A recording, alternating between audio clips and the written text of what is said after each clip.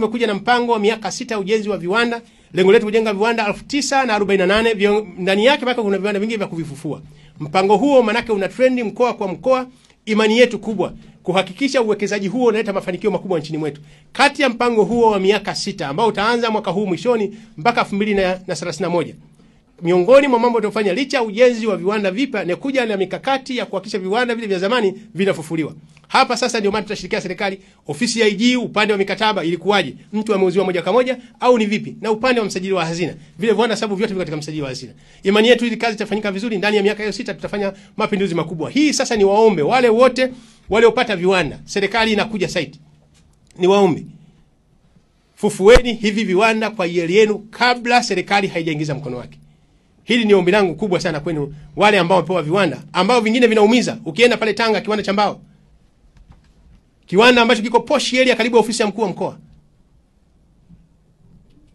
Inaumiza. Kwa hiyo niwaambie serikali mpango huu utakuwa mpango huu tunaita kokoro. Sinafahamu kokoro wale wavuvi wale kokoro anazua samaki mdogo na mkubwa wote. Lengo letu ni kwamba kuja na operation hii ya viwanda vidogo vya kati na vikubwa. Tutapata mafanikio makubwa. Eneo hili tukienda kulitrigger vizuri, expectation yetu kupata ajira milioni 6.5. Ambao milioni 170 na 40 hao hizi ni indirect employment. Milioni 5 na ushehe. Hizi sasa zitakuwa ni hizi milioni 5 plus itakuwa indirect employment, hawa milioni 1 na 40 ni direct employment. Itaenda kufanya mapinduzi makubwa kwa vijana wetu wa Kitanzania. Lengo letu kuweza kucapture vijana wale ambao wanamaliza vyuo, wanakosa ajira. Lengo ni kuweza kuabsorb katika upande wa viwanda. Asante sana.